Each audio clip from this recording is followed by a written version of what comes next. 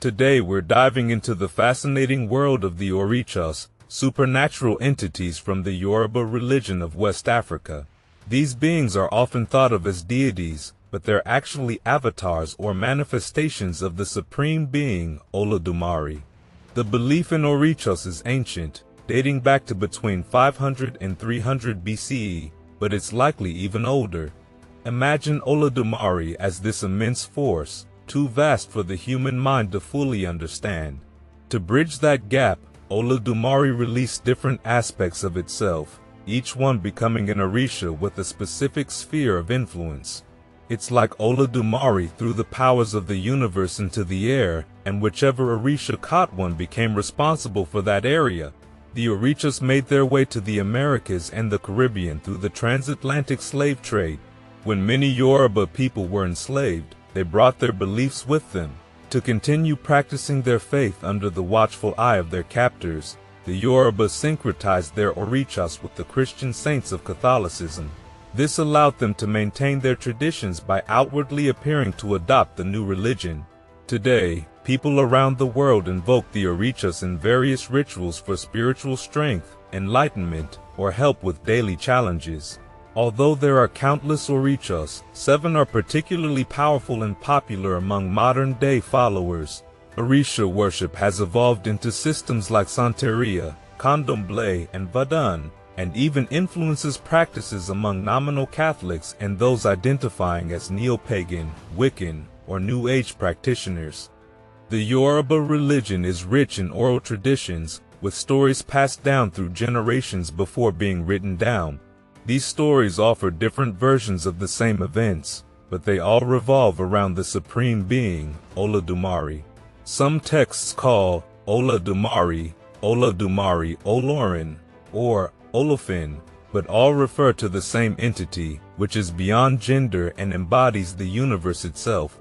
There's a misconception that Olodumare is distant and unconcerned with earthly matters, a view propagated by early missionaries.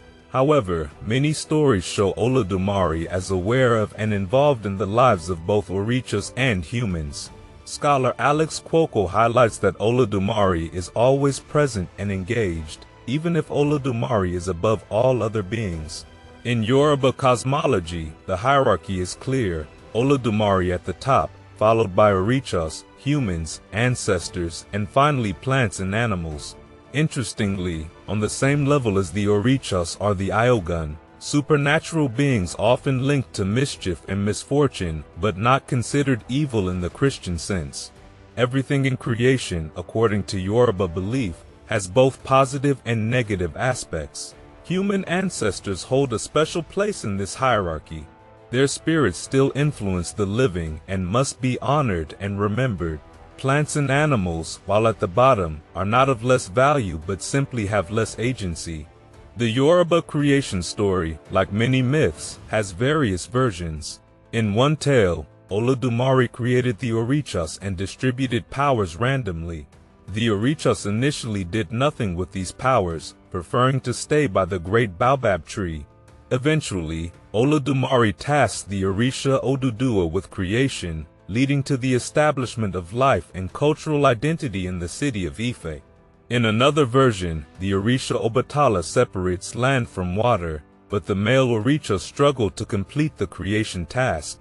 Only Oshun, the youngest and the only female among them, succeeds by bringing beauty, fertility, love, and sweetness to the world, highlighting the need for these qualities in human life. All humans are connected through the divine breath of Olodumare, known as Ash, which is life itself, constantly in motion and transformation. Each person has an Ayanmo, or fate, chosen before birth but forgotten upon arrival on earth. Realizing this fate is the goal of life, and if one fails, they get another chance through reincarnation. The Orishas are here to help humans achieve self-actualization, but they're not perfect. Just like us, they have individual personalities and flaws, sometimes getting in the way of their own goals.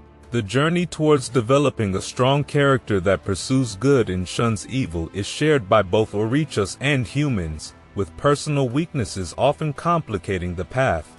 And now let's dive deeper into the intriguing tales of the Orishas and their complex relationships with Olodumare. There's this fascinating story where the Orishas, feeling that Olodumare is too old to manage the world properly, decide they can do a better job.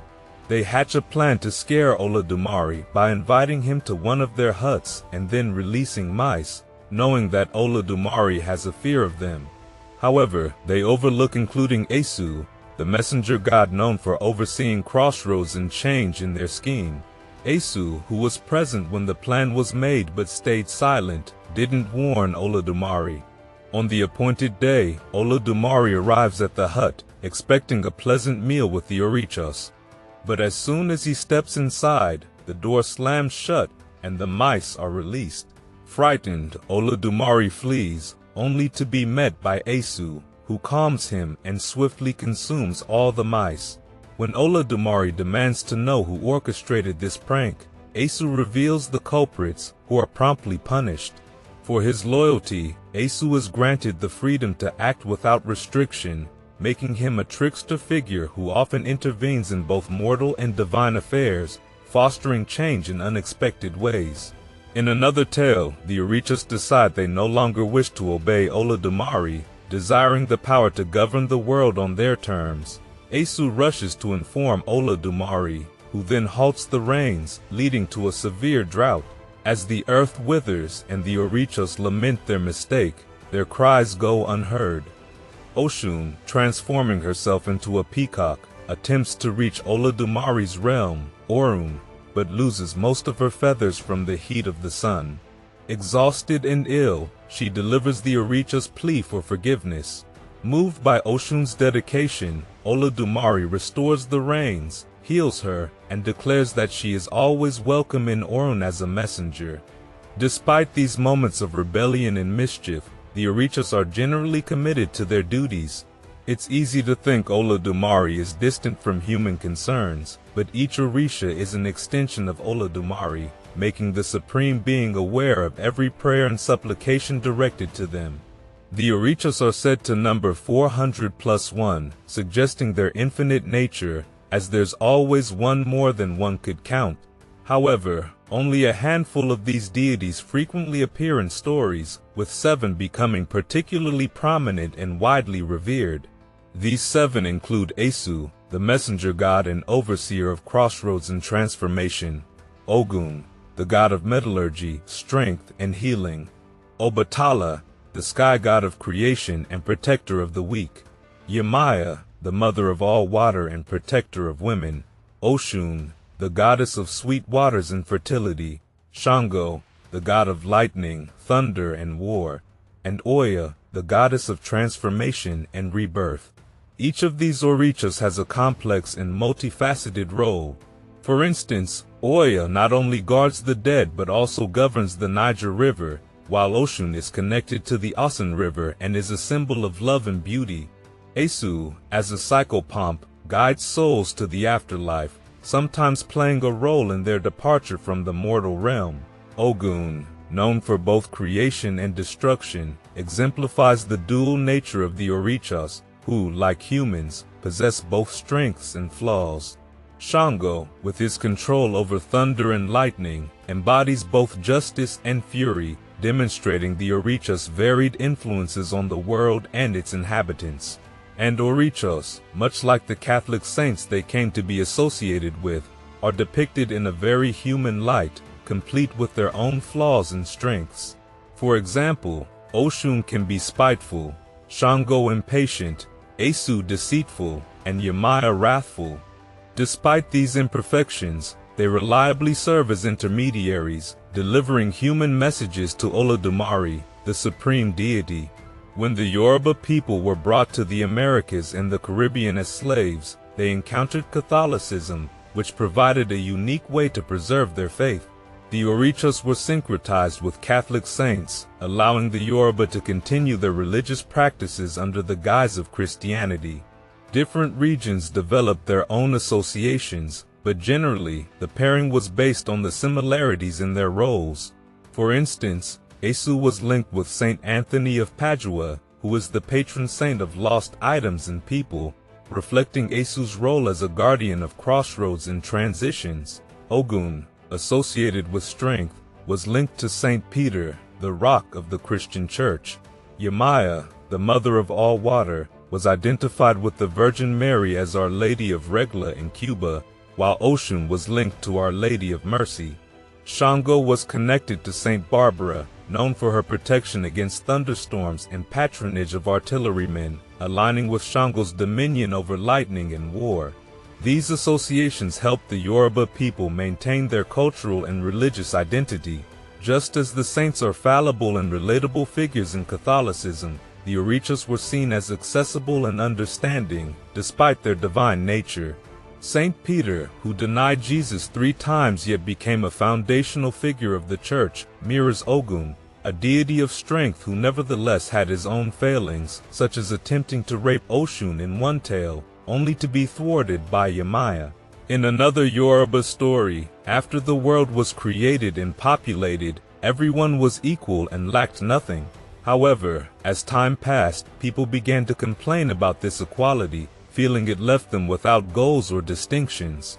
They voiced their dissatisfaction to Olodumare, their pleas carried by Esu. Despite Esu's attempts to reason with them, the people demanded change, seeking differentiation and challenges. Olodumare granted their wish, warning that the change would be irreversible. Once differentiation was introduced, people began to lament their new circumstances. Those with lighter skin wished they were darker, and vice versa. The poor envied the rich, and the rich oppressed the poor. Resources were hoarded and defended, leading to conflict, want, and suffering. Though regretful, humanity had to live with the consequences of their choice for inequality. However, the Orishas provided aid and sympathy, understanding human struggles as they themselves had questioned Olodumare's wisdom and faced their own repentance. While the supreme deity maintained life's natural order, the Orishas, having learned their lessons, supported humanity. Olodumare made it clear that once humanity chose inequality, they could not revert to their previous state of existence. Today, people continue to pray to Olodumare through the Orishas, seeking strength and resilience in a world where desires often go unmet and expectations can lead to disappointment. The Orishas, ever attentive to human needs, remain a vital part of this spiritual framework, offering guidance and support just as they have since the dawn of time.